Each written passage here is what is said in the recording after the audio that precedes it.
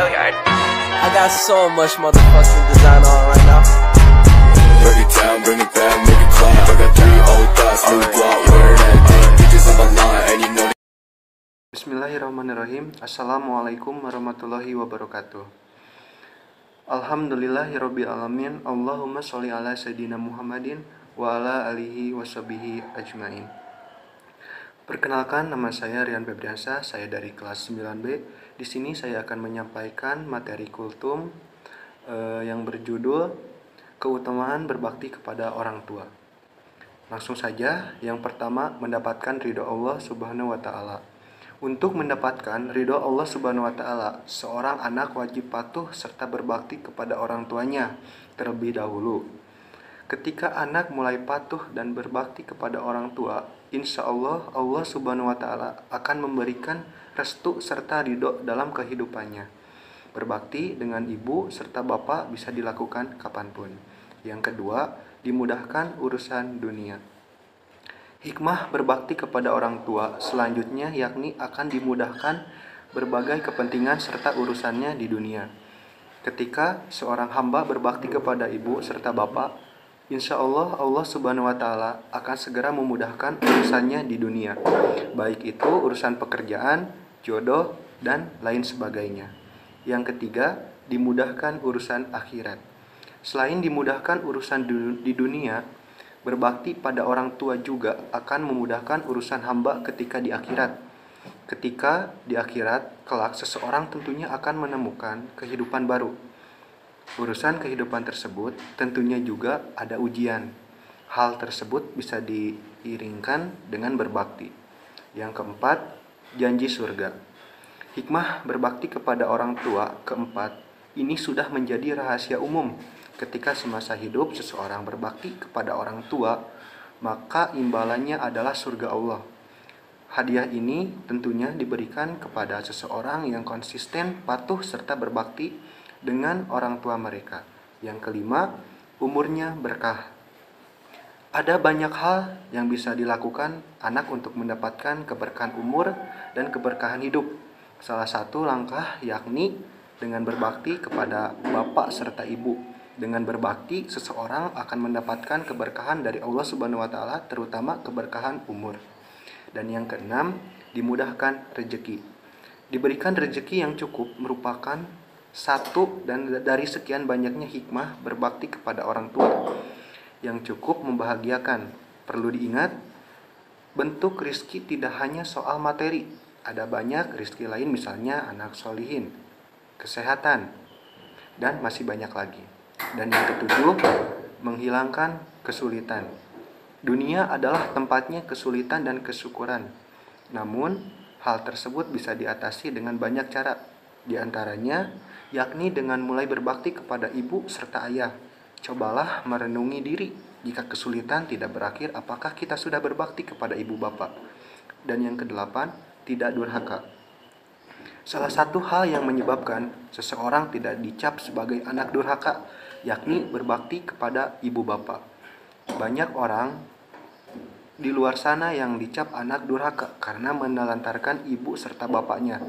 Dengan begitu, sayangi dan patuhi orang tua agar tidak menjadi anak durhaka. Yang kesembilan, hati akan menjadi tenang.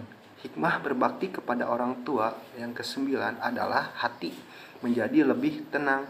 Banyak orang yang menyanyiakan orang tuanya walaupun kelihatannya biasanya saja, tetapi dalam hati pasti ada rasa bersalah dan tidak tenang. Dengan demikian, segeralah berbakti dan patuh kepada ibu serta ayah.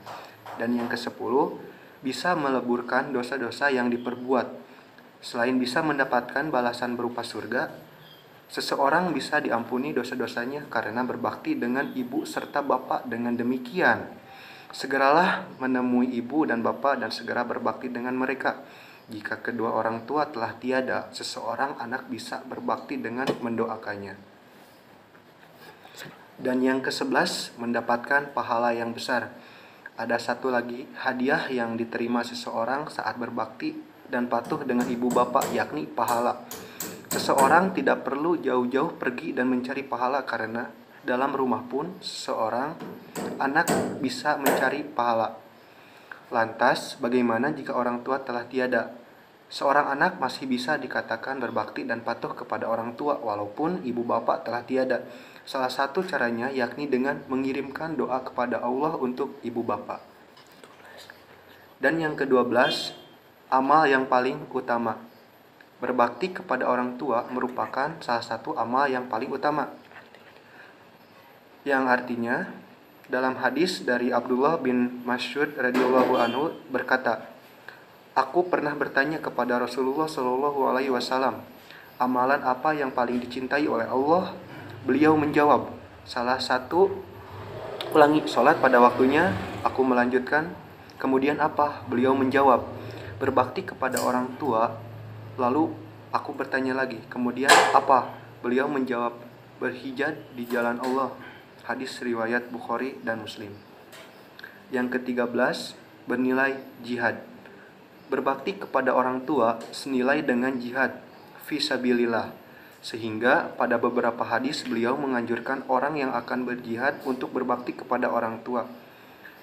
Dari Abdullah bin Asyihab berkata, seorang laki-laki datang kepada Nabi Shallallahu alaihi wasallam lalu meminta kepada beliau untuk berjihad.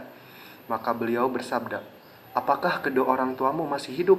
Ia menjawab, "Iya." Beliau pun bersabda, "Maka bersungguh-sungguhlah dalam berbakti kepada orang tua."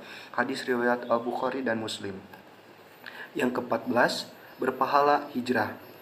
Berbakti kepada orang tua juga bernilai hijrah. Ada seseorang yang berniat berhijrah ke Madinah. Lalu Rasulullah memerintahkannya untuk tetap di negerinya dalam rangka berbakti kepada orang tua.